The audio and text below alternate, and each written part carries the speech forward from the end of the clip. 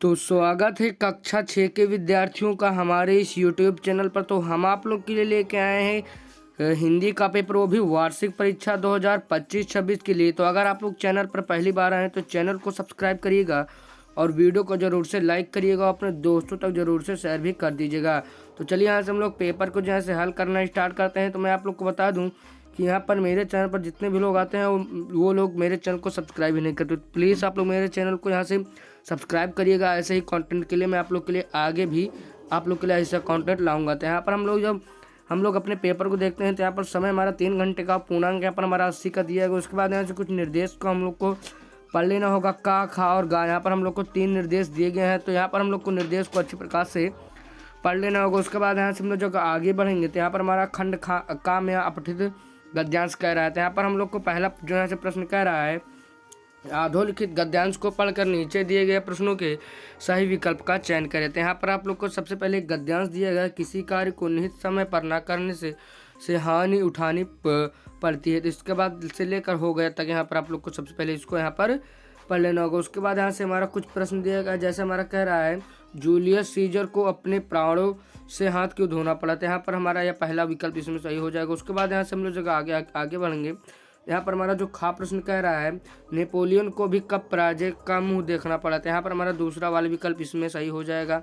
उसके बाद यहाँ से हम लोग गा प्रश्न में आएंगे। तो गा प्रश्न कह रहा है, पृथ्वीराज चौहान के नष्ट होने का क्या कारण था। तो यहाँ पर हमारा दूसरा वाला विकल्प, यानी यहाँ पर हमारा जो पहला वाला यहाँ पर पहला कह रहा है, एक समय के महत्व को ना पहचानना, तो ये हमारा सही हो जाएगा। उसके बाद यहाँ से हम लोग चौथे प्रश्न पर आ जाएंगे। तो चौथा प्रश्न कह रहा है, मनुष्य की सफलता असफलता किस बात पर निर्भर करती है। तो यहाँ पर हमारा समय के सदुपयोग पर निर्भर करती है। उसके बाद यहाँ से हम लोग आगे बढ़ेंगे। यहाँ पर हमारा अंतिम प्रश्न कह रहा है, उपर्युक्त गद्यांश का सही शीर्षक होगा समय का सदुपयोग। यहाँ पर इसका यहाँ पर हमारा सही विकल्प हो जाएगा। उसके बाद यहाँ से हम लोग जगह आगे बढ़ेंगे। तो यहाँ पर हमारा प्रश्न संख्या 2 कह रहा है, अधोलिखित काव्यांश को पढ़कर नीचे दिए गए प्रश्नों के उत्तर यहाँ पर आप लोग को देना होगा। तो यहाँ पर हम लोग को कह रहा है शौक या अरमान यही हम कुछ करके दिखलाएंगे, मरने वाली दुनिया में हम अमरों के नाम लिखाएंगे। तो यहाँ पर आप लोग को सबसे पहले इसको ठीक प्रकार से पढ़ लेना होगा। उसके बाद यहाँ से हम लोग आगे बढ़ेंगे। तो यहाँ पर भी हम लोग को कुछ दिया होगा। उसके बाद यहाँ से हम लोग जगह आगे बढ़ेंगे। तो यहाँ पर पहला प्रश्न में हमारा कह रहा है, बच्चों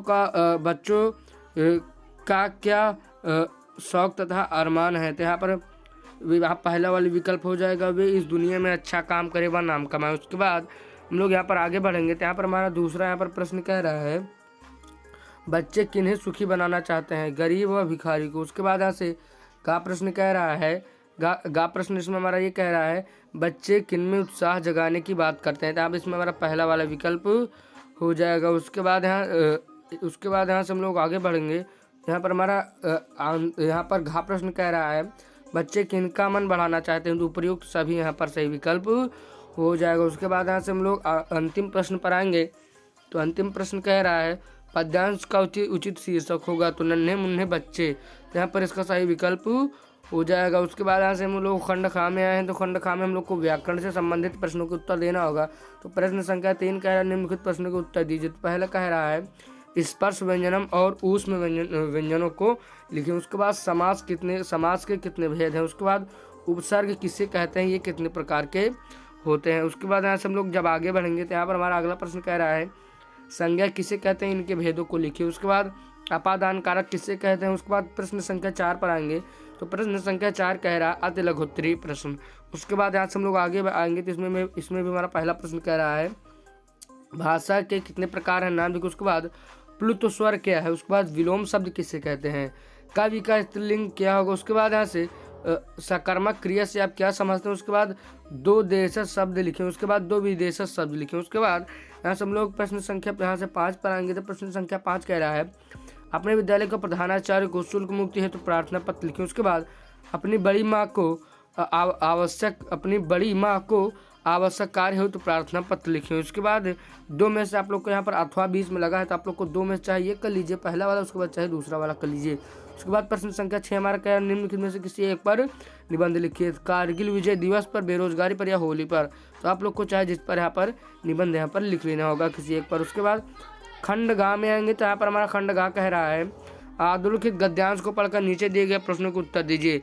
तो यहाँ पर आप लोग को एक गद्यांश दिया गया है, जो यहाँ पर आप लोग को यहाँ पर गद्यांश दिया गया है, आप लोग इसको ठीक प्रकार से पढ़ लीजिएगा। उसके बाद यहाँ से हम लोग जब आगे बढ़ेंगे तो यहाँ पर हम लोग को गद्यांश के आधार पर का प्रश्न कह रहा है, उपरोक्त गद्यांश का उपरोक्त गद्यांश किस पाठ से लिया गया है एवं यहाँ पर आप लोग को इसका संदर्भ लिखना होगा। उसके बाद एल्बम किसको बहुत प्यारा था, उसके बाद एल्बम से पहले पृष्ठ पर किसने लिखा था, उसके बाद वास्तव में एल्बम किसका था, उसके बाद उपरोक्त पंक्ति में एल्बम के बारे में क्या कहा गया है। उसके बाद हम लोग यहाँ पर आगे बढ़ेंगे तो यहाँ पर 8वें प्रश्न में हमारा कह रहा है कि हम लोग को इस काव्य को यहाँ पर पढ़ना होगा। उसके बाद इसका उत्तर यहाँ पर जो यहाँ पर प्रश्न दिए गए हैं तो यहाँ पर इसका उत्तर देना होगा। तो पहला प्रश्न कह रहा है प्रस्तुत पंक्तियाँ किस पाठ से ली गई, उसके बाद उपरोक्त पंक्तियों के रचयिता कौन है, उसके बाद पंक्तियों में चिड़िया क्या खाती है, उसके बाद चिड़िया का स्वभाव कैसा है, उसके बाद चिड़िया को किस चीज़ से प्यार है। उसके बाद यहाँ से हम लोग आगे बढ़ेंगे तो प्रश्न संख्या 9 यहाँ पर हमारा कह रहा है निम्नलिखित प्रश्नों को उत्तर दीजिए।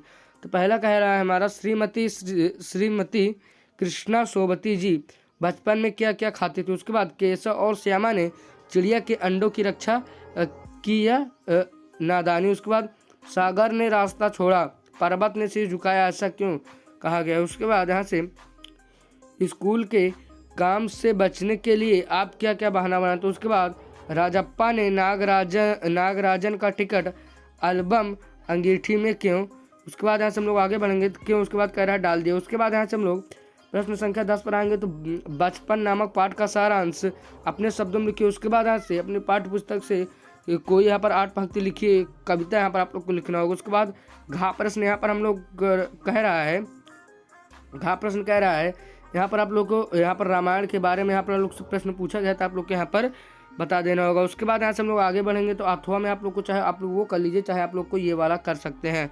उसके बाद यहाँ से हम लोग खंड यहाँ में इसमें आएंगे तो इसमें हम लोग को यहाँ पर हमारे ऋषि मुनि पाठ्य पुस्तक के आधार पर प्रश्न पूछा गया, अगर आप लोग चाहे तो वो कर लें, नहीं तो आप लोग यहाँ पर ये भी कर सकते हैं।